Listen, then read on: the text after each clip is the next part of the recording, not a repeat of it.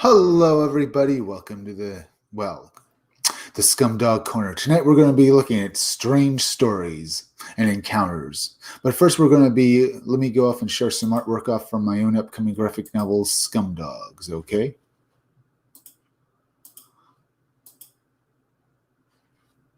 In just a moment here. There. Now I got that done. Let me go off and show off the artwork.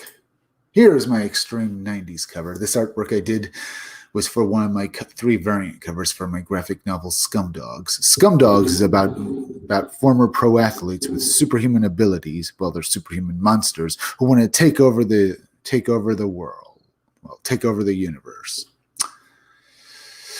The Scumdogs were former pro athletes who competed in the Scumdogs sporting events held with superhuman monsters as the pro athletes. They're called Scum and Dogs because, well, they're scum dogs for trading in their humanity for money. To compete in these sports, you had to be superhumanly powerful monster to be one, to be a superhumanly powerful monster. And they did it either through science or through some esoteric means, and they became monsters. But what happens? So you get the idea these ain't the nicest guys around. But what happens when they get banned from sports? Well, the Scumdogs decide to take over the world. Now, the Scumdogs are led by Deathmug, leader of the Scumdogs, and who fights his archenemy Buick Starpoon. He's a part of the Space Forces, and he naturally ends up hating Deathmug. Now, they're both parodies of various villains and heroes from 80s cartoons. Deathmug has aspects that you can see of various villains from 80s cartoons, particularly G.I. Joe and the villains who lead Cobra. He's got a metal mask like Cobra Commander, and he's got gold on him like Serpentor. And he's purple like the Shredder from Teenage Mutant Ninja Turtles. While his archenemy Buick Starpoon is a G.I. Joe parody, as well as a parody of the space hero kind of character. If you notice his uniform, it looks like something from a space opera. Anyone wearing a similar uniform to him is part of his team in the Space Forces. Now, Buick Starpoon, because him and his team are basically G.I. Joe parodies, they each have a military specialty. But he's also, as I said, a space hero parody. He's a parody of such characters as Zap Brannigan or James T. Kirk from Star Trek, Captain Kirk. That, as well as Buzz Lightyear and Buck Rogers, those kinds of hero characters. His military specialty is that he's a captain. And Deathmug has an overblown ego and is a dictator who wants to rule the world, while Buick Starpoon is an arrogant, overblown military type guy who always thinks he's right. So naturally, they hate each other's guts. And as I said, Buick Starpoon is a captain in the Space Forces, and he's overblown and arrogant. Now, the other members of his team are on this cover as well. This guy with a this guy with the mohawk over here is named Roadhog. His military specialty is that he's an army guy. Before he was part of the Space Forces, he was part of the army, but now he's part of the Space Forces. All right. All right, let's see this. This bald guy with a gun down here in the blue uniform, his name is Beach Pounder. He's a Marine. That's his military specialty. While this guy back here in the red uniform firing off his weapons, driving that big vehicle, his name is Blast Tank. His military specialty is that he's a heavy vehicle specialist, otherwise known as a tanker. Now, this cover is one of 3 different variant covers you'll be able to look back when Indiegogo goes live. It's not live yet, folks. I'm still working on the book, but it looks pretty good. Now we'll look at Girl Friday. Girl Friday is another member of the Wild Rangers. That's the name of Buick Starpoon's team in the Space Forces. She was assigned as Buick Starpoon's second in command because while the Wild Rangers fight the Scumdogs every day and save the universe, they're just highly destructive idiots. They do a lot of damage to the surrounding area, and to head off any criticism from the public, her superiors in the Space Forces assigned Girl Friday as Buick Starpoon's second in command, and she hates him. She thinks her career in the military is over because she's basically just a babysitter. Now we'll look at Deathmug's henchmen, because in all 80s cartoons, the main villain of a cartoon would have henchmen, and they'd be idiots. These are my idiots. The blue guy with the top hat is Murder Mouth, And the pink guy down here is Sloppy. There are a couple of idiots that can't do anything right, and they're a parody of every henchman from an 80s cartoon. They're complete morons who destroy everything they touch. By the way, folks, hit that like button for me. It really helps me fight the algorithm, as well as please go hit that bell and hit the part of the bell that, well, yeah. Hit that like button, helps me fight the algorithm, and hit that bell and hit the part of the bell that gives you all feature notifications for my videos. And please share this video out on Twitter and Facebook. Here we'll look at Hair Metal Doctor. Hair Metal Doctor is a parody of Dr. Mindbender from G.I. Joe, a mad scientist. But my mad scientist here has been crossed over with a hair metal musician, and I think that's, well, cool. He thinks of all the mad gadgets and machines the scumdogs use to try and take over the universe. And here we have Miss Breasty Mullins. She's a parody of the Baroness from G.I. Joe. But unlike the Baroness, she's a party girl who only wants to have fun. She became a villain just for fun. Now the Hair Metal Doctor pinup and the Miss Breasty Mullins pinup will be included with other pinups in my graphic novel for you all to buy when it goes live on Indiegogo. It's still coming to Indiegogo. I'm working on the book. But I will also get these out to you on t-shirts from Crypto Fashion as soon as I'm able to make them. Now, we looked at my artwork and my characters in my book. Looks pretty good, huh? I've looked at my artwork and stuff. So I'll exit out of this and we'll look at some weird stories tonight. Huh? Having some fun. Have you guys hit that like button for me? Ooh, not doing too bad there. Now, well, I have a story right up here on Fandoms and Monsters, Glimmer Man. A Mississippi woman and her friend are fishing on Grenada Lake. They notice a developing void in the water. Then a Glimmer Man being walks out of the water. All right. I recently heard your shows about the Glimmer Man, and I was dumbfounded because I had an experience very similar in description to some of those encounters. This took place a couple of years ago. My boyfriend at the time and I were fishing in Grenada Lake and stuff, so that we were in his Ranger-based boat just floating along one bank. When we saw a disturbance in the water, I said, "Hey, what is that over there?" I pointed to where I saw the water moving and swirling around. My boyfriend said he didn't know, thinking it must be a catfish. They were in his bass boat, not bass boat. Maybe I should just call it bass boat anyway. It must be a catfish or a carp. Okay. While this was happening, it looked like a void opened up in the water. It moved funny, something like the Predator when it's camouflaged, and walked out of the water, confronting Dutch, and walked into the bank. My boyfriend screamed at me, "Did you see that? What is that thing?" I couldn't speak. I didn't know what I was looking at. It just walked up and out of the lake and into the woods. This was it. It was gone. I turned to my boyfriend and said, "What did we just see?" He said he didn't know, but he told me to put my stuff up. We were done fishing for the day. He pulled up the trolling motors, secured our gear, and we headed to the boat ramp. And as we were slowly pulling into the marina, a no-wake zone, he looked at me and said, "Jennifer, whatever you do, don't tell anyone about this." I kept my word for a while, but then he broke up with me, and I told a few people, and I've since moved on, got married, and had a daughter. I still think about what we saw that day. I told my husband, but he thinks we had a slight heat stroke or something, and that we both imagined something that wasn't there.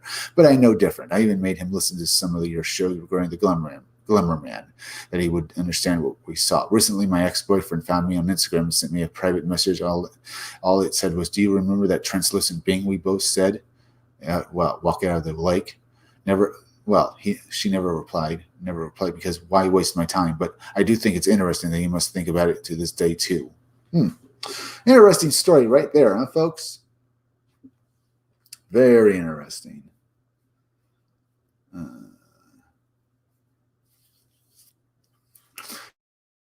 We could check out.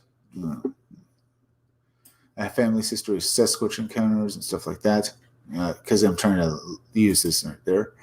But we could also look at some other weird stories and encounters that have happened over the years. But feel free to leave me a few chats, folks, because I want to hear from you guys, okay? We got people watching. We're looking at very bizarre, let me see here. Very bizarre and fantastic encounter stories tonight. Maybe we'll look at the Bell Witch as well. Well, mainly because I've done it before, but usually it was ghost stories and stuff like that. Right now, we were talking about the Glimmer Man, or at least one who says they saw something like a Glimmer Man. thing. It basically looks like like the Predator. It came marching out of a lake, folks. That's very weird. So, what do you think they saw, actually? I don't know, really. But it does sound like it could very well have been, they did see something. Let's see. A mystery controversial surrounding the alleged mammoth skeleton. Let's take a look at this. If I've read this one, I don't think I've read this story before, but I kind of want to look at it. The study of mysterious and archaeological artifacts is unfortunately often plagued by disputes of ownership.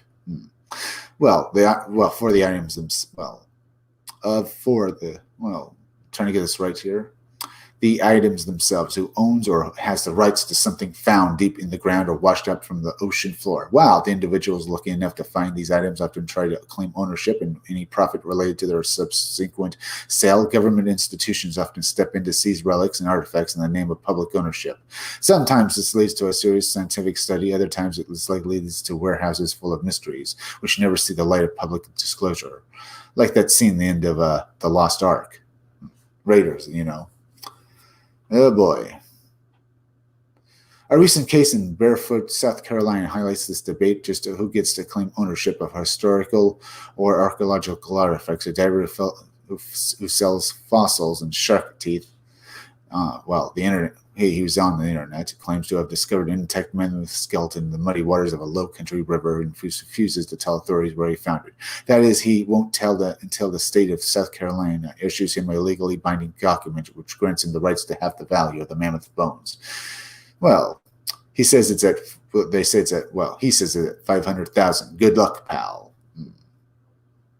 The man at the center of the dispute, John Tyler, former Navy diver in Charleston, South Carolina, who now goes by the name Shark Tooth Fairy, due to his self-proclaimed ability to discover these fairly common ocean relics while diving for shark teeth.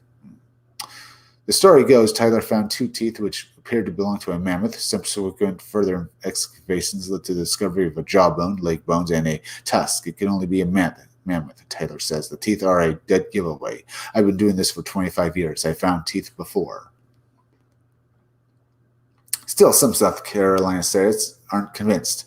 Tyler, an archaeologist with South Carolina Department of Natural Resources, remains skeptical that the skeleton is even there. To my knowledge, we don't typically get whole skeletons. I've heard of this fella and what he's claimed. Nobody can confirm what he's got. It's just his claim. Yeah, because he doesn't want to get shortchanged, you jerk. Has hired a legal team in an attempt to win the rights to these bones, claiming the state is trying to blackmail him to revealing its location. Who should have the legal rights? I think this guy should.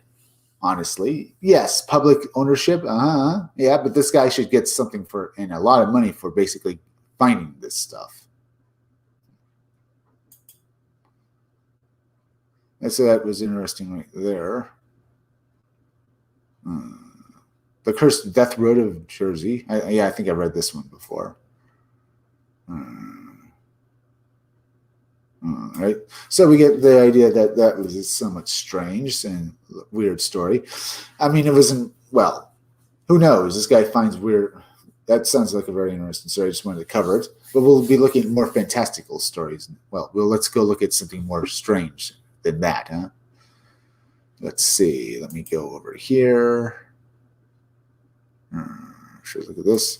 Yeah, let's go over to this one. Feel free to hit me a few like buttons, will you, folks, as well as please go share this video on social media. Let's see this. All right. Yeah, let's go look over here. Real life, like that. Meowing man causes woman to up and faint. Underwater seaward creature grabs witness's calf. Let's look at this one. This sounds very much like the Moss Man, or maybe like like that from Florida. Well, Florida man, described an experience he had while in the ocean at Key West. He states that his calf was suddenly grabbed by a hand that tried to drag him into the depths. I had an experience in Key West at that southwest point near that monument. It was just before dusk when the water gets a little darker and the nocturnal ocean creatures come to life. I was approximately 20 yards from the shoreline when I instantly became aware that the beach was nearly empty. I saw a few beachgoers and my small group of friends who had been drying off on the beach for the ride home, packing up to leave. Suddenly, an intense, well, he was packing, they were all packing up to leave, huh? Suddenly, an intense awareness of the vastness of the ocean came over me, and the realization of how far from shore I had traveled so settled on me all at once. The tide had begun to rise again almost to my chin, where I felt cooler ocean currents caress my body, giving me an airy feeling. As I quickly scanned the waters around me, terrified, I saw an enormous dark patch of water approaching, when I immediately started making my way back to the beach. I intently searched for the dark patch of water until I was able to see that it was seaweed, and somehow it appeared to be following me. Sounds a lot like the Moss Man. Or it could be a skunk ape too. A skunk ape too was basically following him. But this time, well, whatever it was, skunk ape or not, who knows. This time it was up to my chest as the tide began pushing me inward towards the shore. What I assumed to be a cloud of seaweed was now completely surrounding me. Being afraid to yell or panic, I felt a cold hand grab my calves as I called to my two friends standing on the beach. Still pretty far away, I tried to tell them that something was grabbing my leg. They laughed and taunted me, saying that I had better swim fast. My heart was beating so fast that I did not want to yell any louder for fear I would be dragged beneath the surf. As I kept my eye on the beach, I glanced down occasionally to see if I could make out the shape of the creature, examining lower extremities. No luck, seeing the color or texture of only the size and feel of its hand and careful grip, which surprisingly loosens as it became tense. I finally made it to about my waist and began jumping until it let me go. As I got out of the water, I see this big cloud of seaweed quickly move back into deeper water against the tide, even while driftwood and other particles washed ashore. Years later, I told my twin brother about my experience, only find out in some remote beach in Miami had a similar experience, but he actually thought the creature that grabbed his thigh is a dead man with extremely large hands. He talked about about the time in the evening when it happened and the seaweed that appeared out of nowhere. I was expecting him to tell me details that so closely matched my encounter, which was validated by his girlfriend who witnessed the account. Since then, I have taken 3 cruises, and every time I stare into the ocean, I feel a sensation and hear what sounds like blue whales calling just loud enough to get my attention. Then a peaceful feeling comes over me that makes me want to jump overboard. I never listen to this subliminal suggestion, but it certainly compels me if I look down into the depths. Interesting. Very weird, too. Very, very strange as well. What do you think this guy encountered? It sounded very paranormal to me. Something like was stalking them. It sounds like something stalking him, or as well as his brother. Very, very weird. Now, let's see. Maybe look at a few more stories. Maybe go back this way. Let's see. A blog archive. Real life mermaid and underwater human encounters. We could look at that. Or UAP recorder. That's. White-eyed antlered entity confronts you.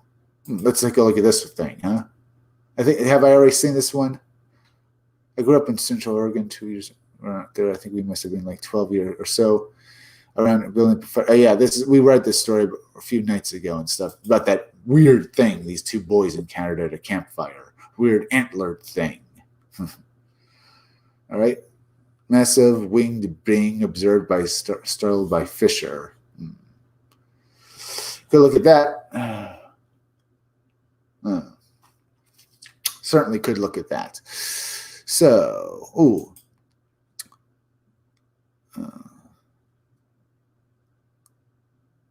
oops. Just a moment, folks. Let me do something here. Yeah, I never actually looked at Indiegogo tonight, have I? I like to do that at least once or twice a day. Let me go back over here. Make sure that's up right here. And let's look at Indiegogo real quick. The Blue Bombshell has made $8,290, 27 days left. It's been fully funded. There's a book right here as well. Let's see. Downcast 3 is doing well. Let's see down here. see. Maybe go down this way. Alien Alamos made 85,466. Not doing too bad there. Let's take a look at it.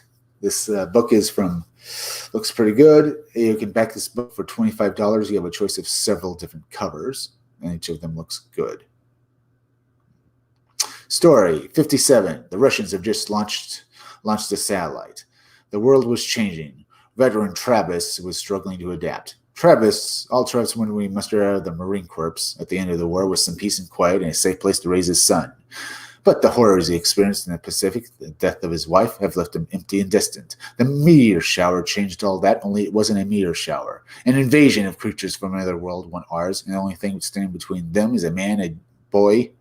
Well, a man and a boy, huh? Okay. The Houstons are, Texans, so I think they'll be able to handle it, don't you, folks? This is a good-looking book, and you can back it for $25. You have a choice of several different covers, and the artwork in this book looks awesome. Feel free to leave me a few chats because I love to hear from you guys, as well as hit that like button because it helps me fight the algorithm. Also, hit the bell. Hit the part of the bell that gives you all future notifications as well, and please share this video out on Twitter and Facebook and Gab. This book looks good, but you can also back for Alien Alamo in the Chenoo. I'll probably do that, but I'm not getting it just yet. This book should stay in demand for a little while longer, so I have some time. So that looks good, don't you think, folks? I really want this book. So maybe look at this trailer now.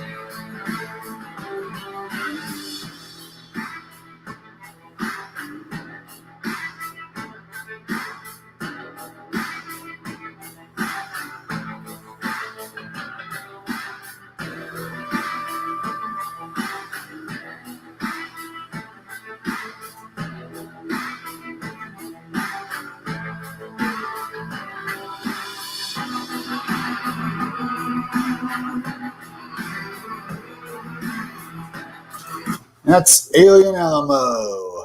One hell of a good-looking book. It's up on Indiegogo, so go back it while you have the chance, folks. That was fun. A little commercial break there. Now let's get back to looking at these monster stories. Now, I have a few more stories over here I can look at. Unknown dark human encounter in Colorado's. Well, yeah. Let's look at this. Two female friends are in the front range of Colorado at night, searching for a quiet spot to relax and party. During the time, they have an encounter with an unknown humanoid figure. This started back in January 2020. Live up on the front range of Colorado mean that once the mountains stop, it's basically plains for miles and miles. There are a lot of small roads and strange dead ends around these parts, and one of these is my favorite of me and my friends, as it goes a long way out from the main road and basically no reason for anyone else to be there. This privacy is great for any variety of teenage shenanigans. I was in the back of my our girlfriend's car as we drove down that road, hoping to park at the end. She was in the back. I was in the back. Yeah? All right. She was in the back of the car. Right, that park at the end. As I was staring out the window, I swear I could see the silhouette of a strangely proportioned person running alongside our car. Was far out in the field, and I convinced myself it was just my mind playing tricks on me, so that I couldn't freak out, and I didn't tell my friends, so it wouldn't bother them. We parked there for a few hours, lights off, and then went home with nothing else amiss. Recently, I headed back out to the spot with my girlfriend, both of us in separate cars. My drive up was pretty uneventful, but there was some fog that made it pretty spooky. Once we parked, my girlfriend hopped into my car and was obviously super freaked out. Once I got her to calm down, she told me what had happened. On the drive up, she had looked out her window and seen a tall, dark humanoid figure exactly like that I'd seen 11 months ago. But this time, it was just standing there, staring. As soon as she made eye contact eye contact with it, her car radio turned to static. She pretty quickly turned it off and hauled ass to meet up with me. I cannot stress enough how little she believes in the supernatural. Of course she does.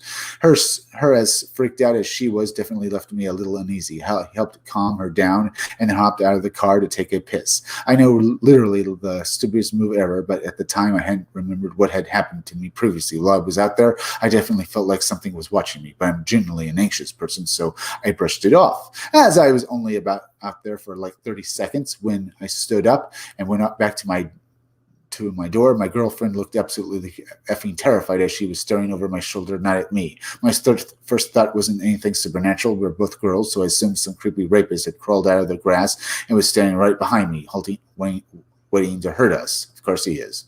When I tell you I flew into the driver's seat, I really mean it. My flight and reflex when her took over. Once I slammed the door, I looked over at her and yelled, "What?" As far as I could tell, there wasn't anyone there. She told me that she had heard a faint female voice coming from the grass, exactly like ours. We were in the open plain, so there was no way it was our echoes. Whatever it was out there was mimicking us. The mimicking is what did it for me, and I knew we had to leave ASAP, especially as I severed my hazy thoughts of the last time I saw whatever it was. I didn't tell my girlfriend exactly what was wrong, just turned around so my headlights were on her car so she could get there quickly. Once we were safely away, I called her and told her my thoughts. We were both pretty spooked right now, obviously. What are your thoughts on this? Well, you saw something dark. You saw something weird. So there was that you saw. What do you think they saw, folks? Another creepy story we just had to look at. Let's see, the real resident aliens. We could look at that. Black-eyed kids, bizarre encounters in the sea per. Let's look at this. Black-eyed kids now. The sea, and well, in parts of town, in the sea part of it. Okay, a man walking home from work late at night encounters a young boy and girl repeatedly crossing a deserted street in a bad neighborhood. They approach the witness in typical BEK manner. I recently came across this following account. I still have chills. My encounter doesn't match 100% to others I've heard, but I'm positive it has something to do with these black-eyed kids. So this was about April 2019. I live in a decent-sized city in the western U.S. My job at the time was in a restaurant where I worked late nights, sometimes until 1 a.m. The job wasn't far from my apartment, so I would walk back every night. My place was in a kind of run-down part of town. Imagine a lot of abandoned lots, basically. Now, the fact that these kids were crushing straight back and forth again means that they were probably trying to attract someone to come and talk to them. And this guy stupidly did so. Well, perfect.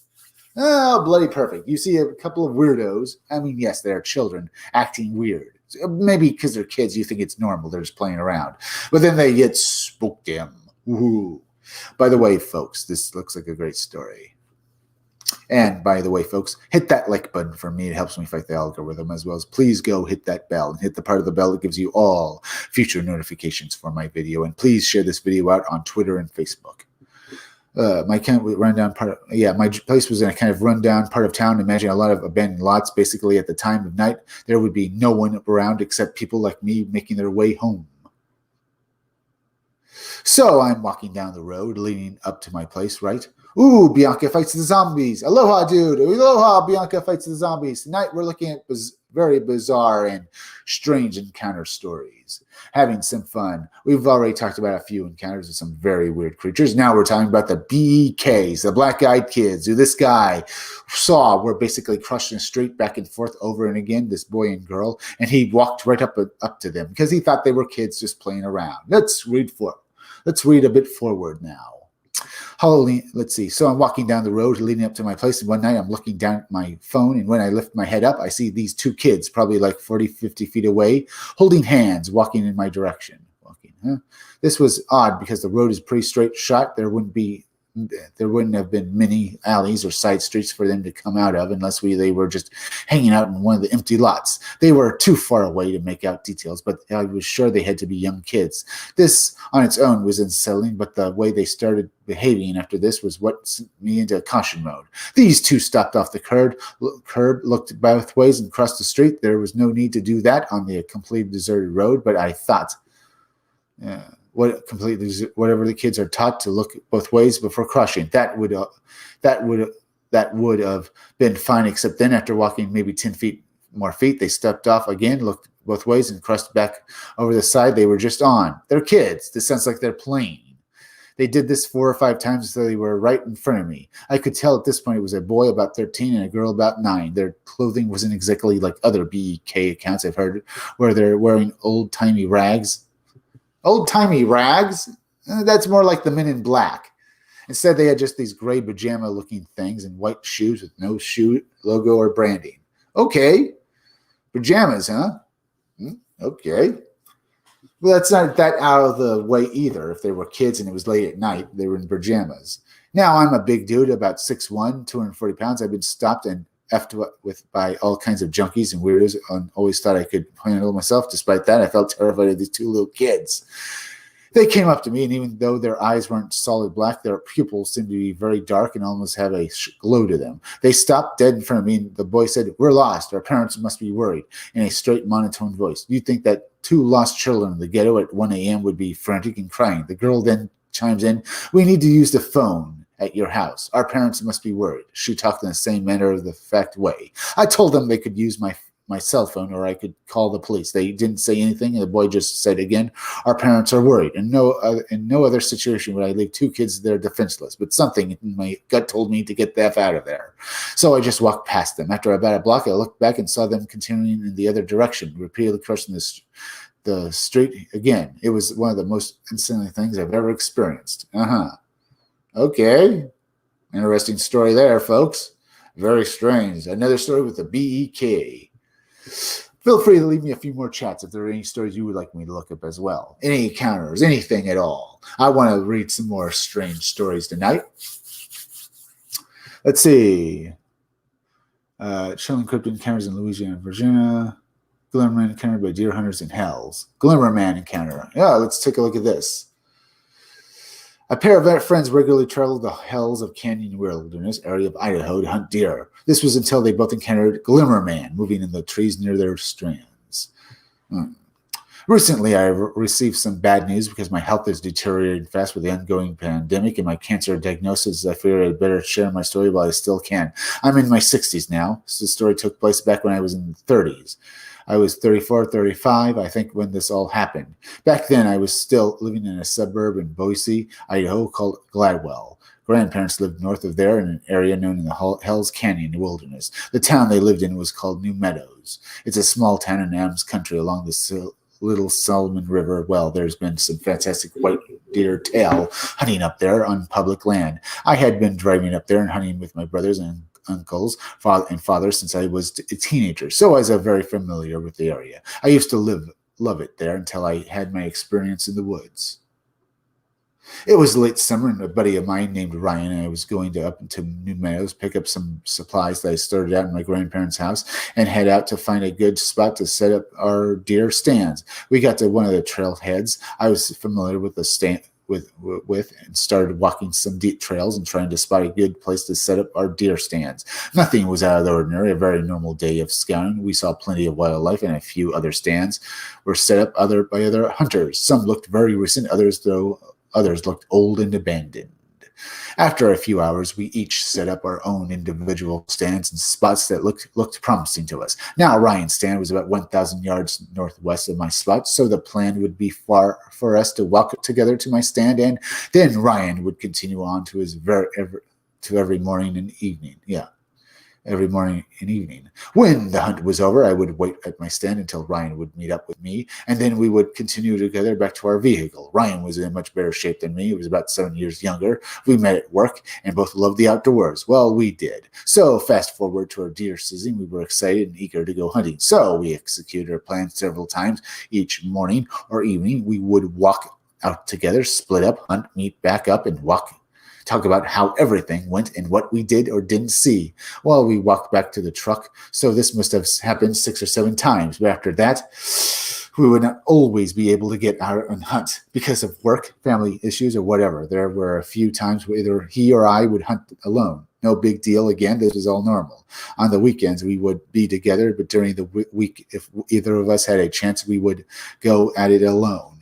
So one week, Ryan went out alone, and a few times I couldn't get away from work, so I would have to wait for the weekend. I would call Ryan and ask how it went. Did you get anything? Did you see anything? Etc. He told me no. He saw some prints. But that was it. By the way, folks, please hit that like button for me. It helps affect the algorithm. This story is pretty good, by the way. And please go share this video on Twitter and Facebook. I told him that I would see him this weekend, and he told me that he couldn't make it. I was like, okay, no problem. I get it maybe next week. The next week came, and Ryan said he couldn't make it again because he wasn't feeling well. I asked if he went during the week, and he told me no. Again, I thought nothing of it, but whatever. The next week came and went, but no Ryan. This continued week after week, though deer season would be over soon. Ryan loves hunting and fishing. This dude constantly talks about deer hunting. He has subscriptions to several hunting magazines. He watches hunting videotapes and goes to trade shows. Everything for him to suddenly look for every excuse to not go hunting seemed very odd. So I asked him, hey man, what's going on? You haven't been out in weeks. Is everything okay? He said, yeah, that he was real busy and that was it. I continued to hunt alone for the rest of the season and failed to bag a buck that year, but what was more frustrated that I seemed to have lost my hunting buddy. Then on the next few months, I would reach out to Ryan, and everything seemed normal. It wasn't spring again, and I was talking about how to scout for a new place this year, a new spot that would be better if he wanted to go up with me, and we could go together. He said it'd send fun, and I got off the phone with him. A few weeks went by, and I asked if he was ready. He told me that he couldn't go again with no excuses. He kept putting me off until he finally told me that he wasn't going to hunting after this fall, that he was too busy, and maybe some other time. I was shocked, so I went at all alone that new season. So I went at it all alone that new season, huh? Okay. Whew, this is a spooky story.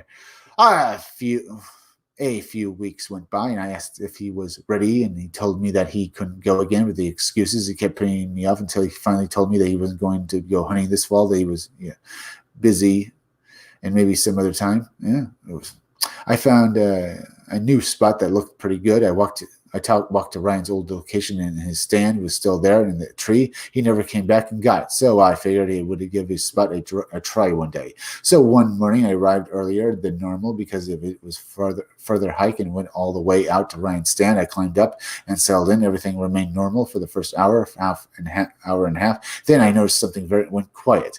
Well, noticed everything went quiet. I mean, deathly quiet, like I was in a vacuum or something. I could hear my own heartbeat. But that was about it. No birds, no insects, no squirrels or chipmunks, not even a breeze. I remember thinking to myself, man, this is crazy. I've never heard it this quiet before, ever. This is strange. This continued for about 10 minutes. Then I saw it, something out in the corner of my eye about 70 yards away in the trees. I could see something moving, but I couldn't tell what it was looking at.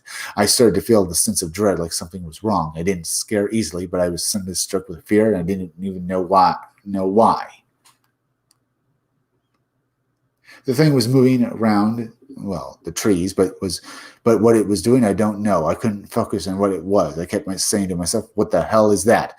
What is that, man? What is that? That's when I jumped to a neighboring tree. That's when I got a better look at it. I say better because what I saw is hard to describe. I couldn't focus on it. Whatever it was, it had 2 arms, a head, a torso, and 2 legs. I didn't describe it as a man because what I saw was not a man. It was about 6 feet tall, maybe even shorter. It jumped to the next tree and just squatted in a limb, surveying the area. I was scared to move, so I would just sit there and watch with amazement. There was still no sound in the forest, and this thing just sat there. It looked like water, like liquid, like clear plastic. Whatever it stopped moving, it was almost impossible to see, but when it moved, you could see it much better. The whole time, I was just thinking to myself, what the hell is that? Is it a Sasquatch? Is it a ghost? I don't know. I don't want it to know that I'm here. I'm not going to move until it's gone. I continued to watch this thing intently, never taking my eyes off of it. Not even for 1 second. I didn't think that it saw me. It never gave any indication that it was aware of my presence, which now I'm very thankful for. So for an hour, I just watched this thing move around until it finally disappeared off into the woods. I quickly climbed down out of Ryan's stand and hightailed it out of the way back to my truck. Sitting in the cab of my truck, I tried to wrap my mind around what I had just saw. What was that thing? Am I going crazy? Am I losing my mind? Do I have a brain tumor? I must be hallucinating. But no, I saw it.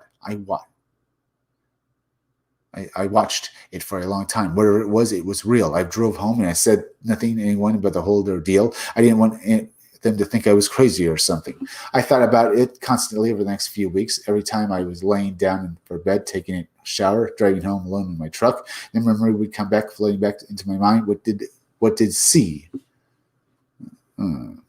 Eventually, I contacted Ryan and asked if I could come for a visit. He said, sure. So one Saturday around lunchtime, I drove over to Ryan's and we chit-chatted for a bit about what he was up to, how it was his life, the normal stuff. Then I told him about my deer season, how one day I hiked up to his stand and actually hunted in it. He looked scared, turned white. He was looking at me with the strangest look I'll never forget.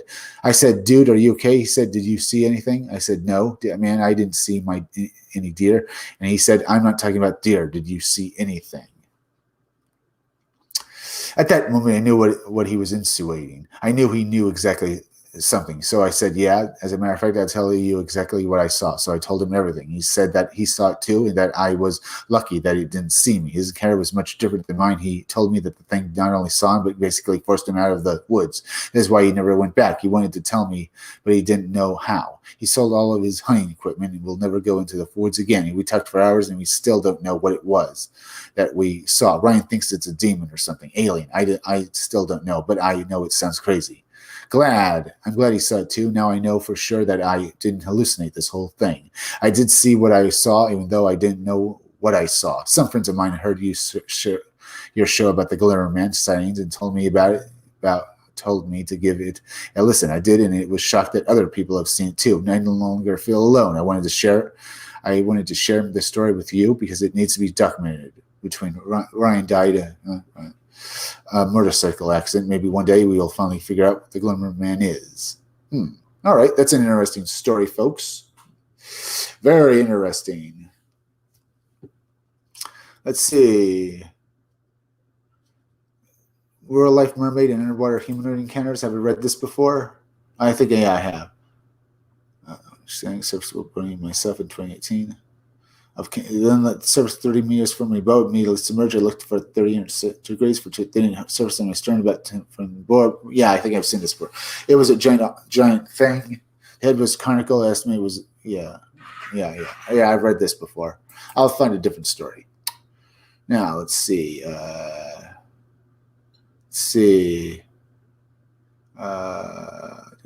Find some more stories. Multiple. Unknown dark U.S. government needs to be more forthcoming about, mystery UFO sightings reported yearly in Pennsylvania. Okay, let's talk about this then, folks. Well, the media currently giving more than usual attention to the UFO phenomenon.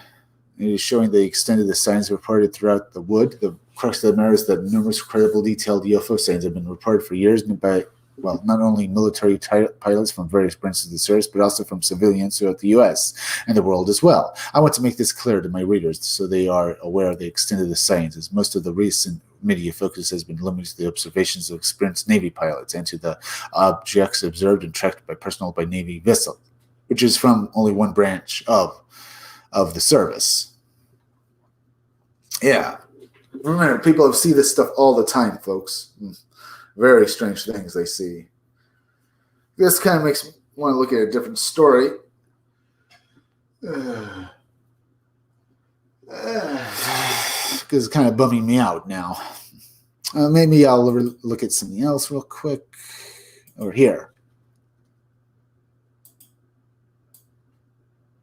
All right. Let's see. Oh, let me check over here. Oh, not bad. If you have not hit that like button yet, folks, please do so. It really helps me fight the algorithm. Maybe look at this. Let me go do this and look at this. Go over here real quick. So L.E. Bielek, the Super Soldier Conspiracies. Take a look at those. A massive experiment with healthful species, maybe. Let's see down here. Yeah, I don't see anything I really want to read. And maybe go back to over here. The Real Resident Aliens, part 3. Let's look at that real quick. Raymond A. Keller, a.k.a. Cosmic Ray, of the, book International Award-winning Venus Rising series, published by Headline Books, were available. Right. The man who inaugurated the Age of Flying Saucer civilian pilot Kenneth Arnold, Idaho, were interviewed by a reporter in Portland, Oregon, October 1975.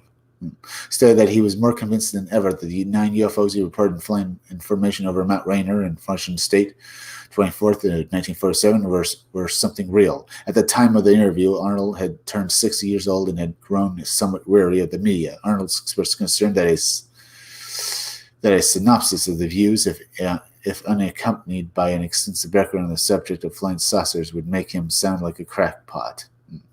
To assuage his fears, the reporter said he could present Arnold with written questions so that the flying saucer pioneer could take his time and write out all of his answers. Arnold agreed to take these terms. Arnold informed the Portland reporter that I got into this thing, ufology, by accident, and I've been bugged about it for 30 years. I've never tried to exploit this subject, and I don't want to be exploited. Arnold remarked that these things, unexplained aerial phenomenon, have never really been investigated, despite the alleged scientific conclusions. At least that's what he thinks. Actually, the government's been checking out these things for years. The so-called Air Force-sponsored Condon report on UFOs conducted by the University of Colorado Boulder in 1969, Arnold expressed little respect for the final document. Flying saucer is a misnomer of sorts, explained Arnold, and that most of these objects are raft-shaped. They look like something like the axes that we used to behead people back in the Middle Ages. Since making the famous 24 June 1947 report, Arnold and 5 other occasions which he encountered UFOs. Based on these observations, he had developed his own theory about the true nature of the objects, that UFOs are not spaceships, but are themselves living organisms. It's the way they move, explained the experienced pilot. It's more like something alive than a mechanical craft. The Air Force never realized the best pictures of these things. They have a spot in the middle that pulses like a heart. As far as the implication of this theory, Arnold was asked by the reporter, yeah, like a heart, huh? That pulsates. The middle, huh? That pulsates. They have a spot, huh? Okay, sounds like he's talking about atmospheric beasts. As for the implications of this theory, Arnold was asked by the reporter, how does a living organism do what UFOs do? I don't know. I have no answers, Arnold honestly replied. It's a mystery, just as it's a mystery why the grass grows on it, or a mystery how Christ walked on the water. Arnold felt that he needed to clarify the last statement, so he commanded that I'm not bringing religion to this. I'm not a religious man. I'm not a religious man. Okay. 2 days after the Arnold's historic sighting of 9 saucer-like objects flying at high speed at the vicinity of Mount Rainier, the Cascade Range, the Associated Press ran the above national wire stories printed in Montreal, June 1947. The story gets a couple of facts in the case wrong. Kenneth told Arnold, a fire extinguisher salesman who was returning from a business trip when he spotted the UFOs in Mount Rainier is located in the state of Washington, not Oregon. All right, we looked at that. Interesting right there. Very interesting. Let's look at a few more bizarre stories. Mysterious loud pipe organ sounds heard in Ontario. A huge unknown canine seen in family property. Unexplained Mothman ring humanoid witness. Sasquatch pair confronts hunters in northern Idaho. Let's look at this. A group of friends are spending a weekend hunting in the mountain of northern Idaho. They soon observe footprints in broken trees, eventually confronted and terrified by 2 Sasquatch. This is a story that was told to me by one of the firearms instructors named Chris. In northern Idaho, deep in the Rocky Mountains, there is a cabin that is on a cattle ranch. Chris's brother knows the owner and invited Chris to spend a weekend up there for some hunting and hiking. Their brother gathered their supplies and a few of their best pals and took off to the mountains. As they were driving up the winding Idaho roads, his brother issued a cryptic warning. Sometimes the cattle escape into the woods and need to be tracked down. The owner of the ranch has seen strange creatures in the forest. I'm not messing around. Everyone laughed, and I don't take the warning seriously. Within the hour, it wasn't even an hour, they arrived at the cabin at the house. On the second day in the mountains, Chris decided to go on an afternoon hunt with one of his friends. They drove down a back road into the forest until the road ended a few miles from the cabin.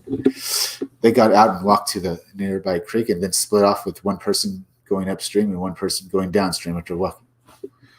Walking for a ways, Chris came to a silty deposit where they noticed a foul odor and a broken pine tree that was green and healthy. The trunk was snapped in the direction of the water. There were 4-finger indentations in the tree bark like it had been squeezed and pulled down by a massive hand. Sap bubbled from the compressed bark. On the ground, he discovered numerous huge prints with 5 toes stamped into the silt. He followed them and counted 73 beautiful tracks that led to another snapped green pine tree. This tree also had a big finger marks on it and was facing in the direction of the water. Tracks danced all around the trees. The smell was now overwhelming. Chris became so spooked that he immediately ran back to the truck. His friend had shot a deer, and they quickly drove back to the cabin with it. At the cabin, Chris explained the situation to everyone. That night, half a dozen men from the cabin armed themselves, each with a rifle and a pistol, and returned by truck to the end of the dirt road. They parked the truck facing the creek and then walked on foot to the edge of the water. It was a moonless, starry night, and the horrible smell still lingered. The band of hunters waited at one point, howled into the night, calling for this creature. Chris thought he could hear something moving in the forest, but the creek was too loud to be sure. He decided to walk alone upstream and into the woods to get a clearer sound. He could hear that there was definitely something big making its way through the pines. He ran back to the hunters and warned them that something was approaching. Moments later, from both up and downstream, they began to hear branches snapping and footsteps thudding. The sounds came from both directions, closing in on the group. The footsteps grew louder and louder until the branching crunch of a log under the surface of a mud spooked them so much that they all ran back to the truck. In less than 2 minutes, they made it back to the vehicle. The moment they fired up the truck and turned on the headlights, they could see 2 massive bipedal hairy creatures moving up the creek, the location they had just retreated from. The creature's eyes shined from the truck's headlights. All of the men had clear shots, but all took flight back to the cabin in terror. The stench greeted them upon their return. They feared that with the slain deer outside, the creatures would be drawn to the property. They all slept curled up with their guns right that night, but no more sights of the creatures would be found. Told you, little brother, I was not effing. Okay, that's an interesting little story right there. So we looked at a lot of weird stories tonight. We're going to have a few more. Let's see. Black-eyed man in public continuously manifests. Red flannel man suddenly transforms into a deer. Let's look at this. Just a moment here. Feel free to leave me a few chats, folks. I love to hear from you guys. And please hit that like button for me, as well as please, because it helps me fight the algorithm so more people can see my content, as well as please,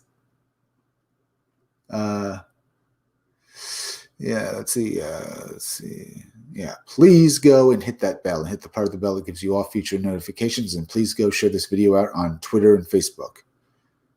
Yeah, come on, let's do this. A group of friends are traveling at, 27 Carroll Country, Maryland, when they notice a man in red flannel shirt standing in a field who suddenly transforms into a deer. 2 of my friends and I were driving south along 7 between Westminster and Mr. Airy, Maryland. We were just heading to a skate park. This road was huge views of vast fields and farmland, so you can see pretty far on either side of the road. I was sitting in my back. My friend is riding the shotgun, but didn't see anything. He's generally observant anyway, so we won't be mentioning him further. The driver was my friend visiting from serving in the Navy for 4 years. This was his first time home since high school. This dude is what you'd call a stuck in the mud, a straight-up government brainwashed soldier who lost his identity and personality in the service. So he takes no shit and will physically be angered by me and my friends joking around or talking about aliens and any type of paranormal or conspiracy stuff. He will tell you that nothing exists, us and the earth. Yeah, until this particular day.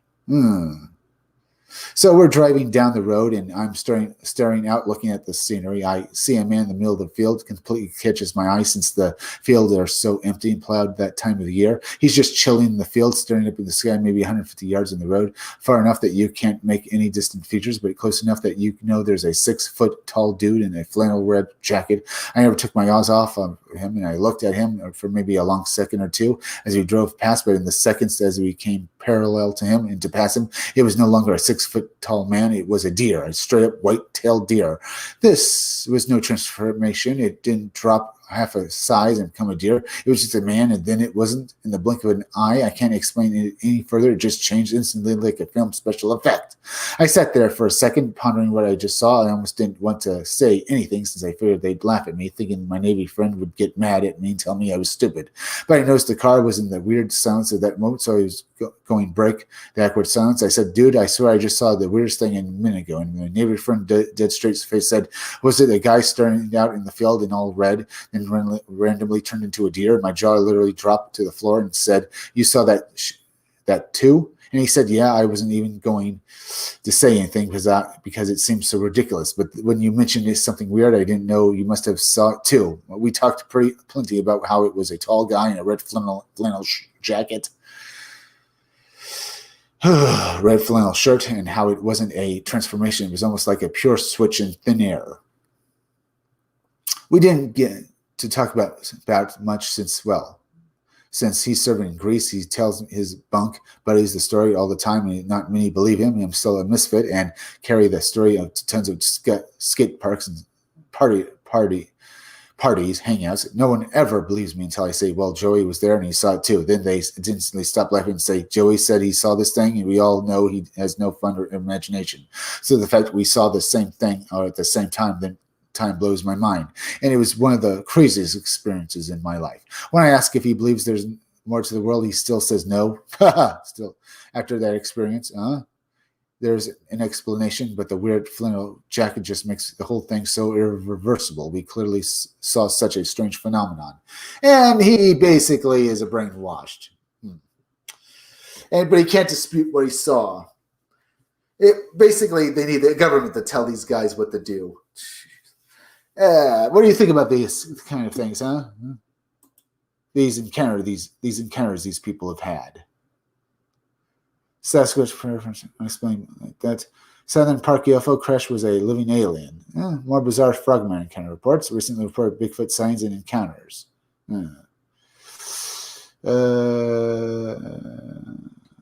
Let's see. Colorado Ranger witnesses a horrifying UFO cattle. Let's see over here. Go over here. Spring bizarre entity encounter near mysterious loud. No. Trying to find in this on another story. Massive winged being observed by startled. No, I don't think I'll do that. Chilling cryptid encounters in Louisiana, Virginia. Maybe. Real Magic Garden, Kentucky. We've read that before. High strangers in Scotland.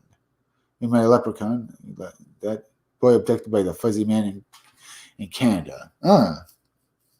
Human-faced dog, family's history of Sasquatch encounters. Real-life mermaid and water encounters. Let me find some story here, folks. And I'll end the story on that. Recently reported UFO sightings and encounters. Let's take a look at this. How long is this one here? It looks pretty long. I think I can do it. Not too long. Maybe I'll look at something else. Oh, here's this. Upright Canine Dogman Investigations. No. I guess I could look at this. And maybe I'll give it one more try to say something else. Right. Whoops, wrong one. Oops. Let me do this. Keep doing that. There. Let's do that. Unexplained. A huge unknown canine seen in Navajo family property. Mysterious loud pipe organ. Unknown dark bull top. No, I want to do something. Look at something else. Transforms into an unk. Weird night. 30-foot transforms into an unk. Maybe. Real Magic Garden. High Strangers of Scotland. Maybe look at this. U.S. Special Forces in Cambodia observed alien humanoids gathering body parts. Interesting older recently reported UFO encounters. Yeah, I think I already looked at that one before. These are older stories and stuff.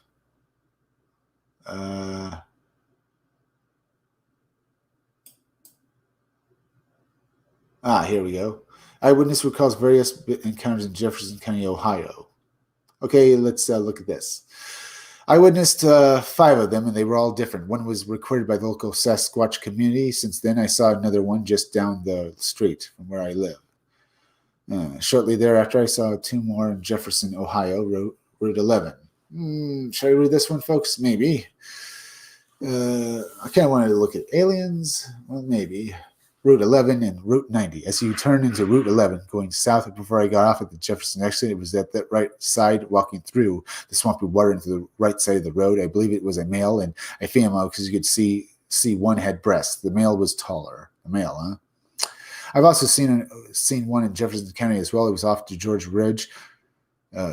It's been a while. There was a railroad trestle. I saw something. I thought it was a human being sitting on the tracks, and I stopped my car basically on the tracks of the road, thinking it was someone who needed help. This thing got up, took 2 steps, and it was gone. It was huge, and I'd say 10+ foot high, very muscular. Why I've seen so many as I have no idea. All I know is I've looked at things a lot different than I have in the past, and as I was not a believer in the past, but now that I've seen them and one directly up close, I totally will not walk in the woods alone ever again. As well, I've seen one that looked like a spider crawling on its legs and arms, going sideways and disappeared into a small pond, enough to scare you. I've taken pictures. I've seen a lot. This is just in the Geneva, area, in Jefferson area, Ohio. Jefferson area. I've seen structures towards Madison, Ohio, along the freeway, as well as by the Madison Cemetery, Route 90. It's a very open view that you would think of. Kids did it. But this is not kids. For the pictures that I've taken of it, there was something inside of it. I would never ever use a weapon to them because I know I probably won't have a chance to survive if I was to use one. They were very quick and very fast, and they can take 4 steps to our steps. So if you come in contact with them, be very careful. If you get near that they're young, you will hear nothing more than their growls, snarls, stones, sticks will be thrown at you. Well, sticks, huh? Will come at you. Okay, that was an interesting little story there. They ended off this. I'm going to thank everyone for joining me tonight. Today's been a pretty good live stream. Please, folks, go and subscribe to my YouTube channel. Read comics, they're bad for you. There's misspelled. It's T. Make sure you're still subscribed. Hit that like button because it helps me fight the algorithm so more people can see my content. Leave some comments down below because I love to hear from you guys. Hit that bell and hit the part of the bell that gives you all future notifications for my videos. And please share this video out on Twitter and Facebook. Also, please go over to Stitch Together Picks. Stitch Together Picks is hosted by the Maniacal Cinephile. He reviews movies. You're going to love his reviews because he plays a character. He plays his character who has multiple personality disorder, and it's fun to watch. The Maniacal Cinephile. So go and subscribe to Stitch Together Picks, as well as please go over and subscribe to Creepy Little Book. Creepy Little Book is like the Art Bell radio show. He does little videos talking about high strangeness, but he also does live streams every night. He live streams on weekdays at 12:30 a.m. and on weekends at 10 o'clock p.m. He talks about aliens and ghosts, and you learn and all other such high strangeness, and you learn so much. Go and subscribe to Creepy Little Book, as well as go over to rumble.com and subscribe to my Rumble channel. The name of my Rumble channel is Comic Freak, as well as go over to BitChute and subscribe to my BitChute channel. It is also named Comic Freak. I'll be back again tomorrow around, 11 o'clock p.m. for another live stream, so come back again then. I'm Chris Williams.